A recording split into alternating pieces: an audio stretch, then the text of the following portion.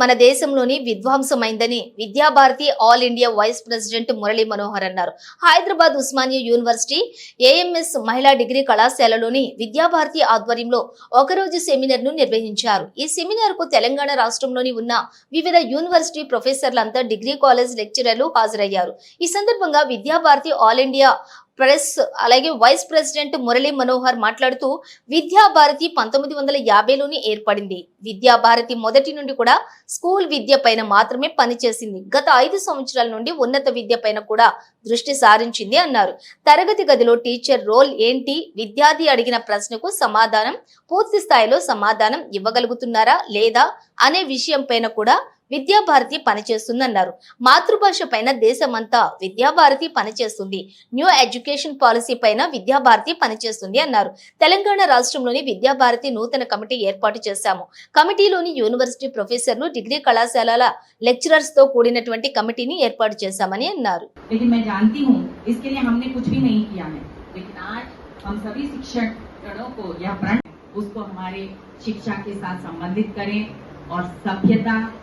नैतिकता, बड़ों का आदर, अच्छे विचारों का सम्मान, ये सारी बातें हमें ఉన్నత విద్య యొక్క కొత్త నూతన రాష్ట్ర కమిటీ ఈరోజు ప్రకటించడం జరిగింది.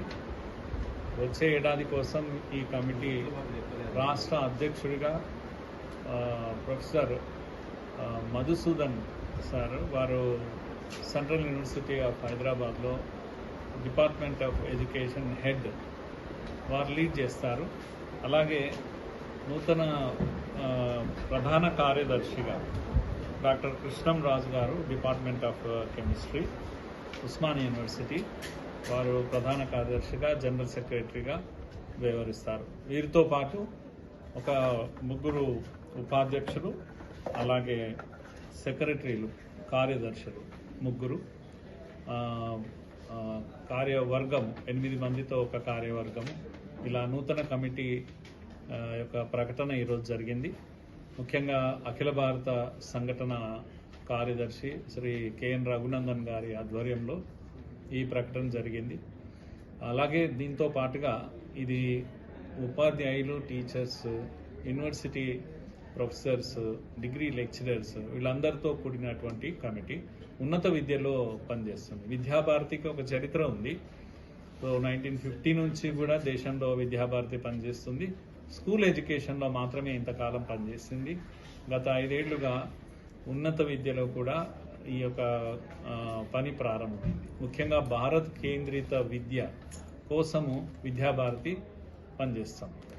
ఆ విధంగా అనేక ఇన్స్టిట్యూషన్స్తో, ఈవెన్ ప్రైవేట్ ఇన్స్టిట్యూషన్స్తో కూడా మేము ఎంఓయూ కుదిరించుకొని భారత్ కేంద్రిత విద్య కోసం ప్రైవేట్ కళాశాలలు కానీ యూనివర్సిటీస్ కానీ ఎలా పనిచేయాలనే విషయంలో పని జరుగుతూ ఉంది. టీచర్స్ యొక్క ప్రశిక్షణ అంటాం, ట్రైనింగ్ అంటాం. ఈ విషయంలో కూడా విద్యాభారతి కొద్దిగా లీడ్ రోల్ తీసుకుంటుంది. దేశవ్యాప్తంగా ఇప్పటికీ ఒక 5 యూనివర్సిటీల యొక్క పని ప్రారంభమైంది విద్యాభారతి ఆధ్వర్యంలో. బెంగళూరులో చాణక్య యూనివర్సిటీ ఇప్పటికే చాలా పేరు ప్రతిష్టలు వచ్చాయి. అట్లాగే గౌహతిలో, నోయిడాలో ఇలా ఒక 5 విశ్వవిద్యాలయాలు ప్రారంభమైనాయి. మెల్లమెల్లగా క్లాసెస్ కూడా జరుగుతూ ఉన్నాయి. ఇది బ్రీఫ్ రిపోర్ట్. అలాగే తెలంగాణలో కూడా ఈ అనేక మంది టీచర్స్తో కలిసి విద్యాభారతి పని గత 3 ఇయర్స్గా ఇక్కడ పని జరుగుతూ ఉంది. ఈరోజు ముఖ్యంగా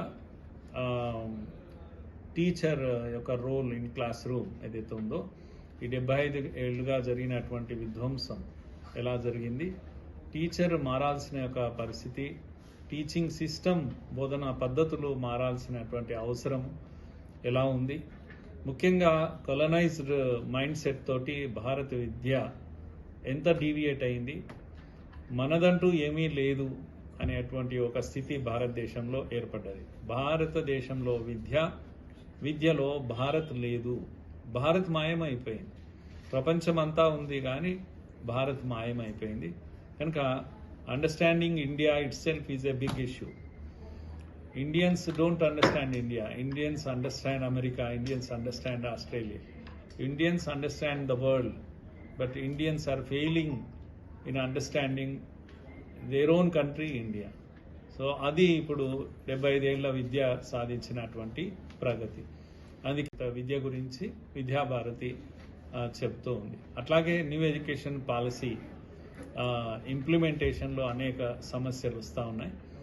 వాటిపైన కూడా విద్యాభారతి పనిచేస్తుంది. ఇండియన్ నాలెడ్జ్ సిస్టమ్ పైన విద్యాభారతి పనిచేస్తుంది. మల్టీలింగ్వలిజం పైన, మాతృభాష యొక్క ప్రాధాన్యత పైన కూడా ఏదైతే ఎన్ఈపి చెప్తున్నదో ఆ విషయం పైన కూడా విద్యాభారతి పని ప్రారంభించింది దేశమంతా కూడా. ఆ విధంగా తెలంగాణలో ఈరోజు జరిగినటువంటి సెమినార్లో అనేక మంది విద్యావేత్తలు పాల్గొన్నారు. ప్రొఫెసర్ తిరుపతిరావు గారు, లేకపోతే ప్రొఫెసర్ భానుప్రకాష్ రెడ్డి గారు, ప్రొఫెసర్ గోపాల్ రెడ్డి గారు అగ్రికల్చర్ యూనివర్సిటీ, ఎన్ఐఎన్ సైంటిస్టులు, లేకపోతే ఇతరత్ర ప్రొఫెసర్ శివరాజ్ గారు కెమిస్ట్రీ ప్రొఫెసర్ రామకృష్ణ గారు ఎడ్యుకేషన్, ఇలా ఎంతోమంది సీనియర్ ప్రొఫెసర్స్ పెద్దలందరూ కూడా ఈ సభలో పాల్గొన్నారు. విద్యాభారతి పనిని దగ్గరుండి ప్రోత్సహిస్తూ ఉన్నారు. వాళ్ళంతా కూడా మా యొక్క అకాడమిక్ సెల్ అని అంటాం, విద్వత్ సమితి అంటారు.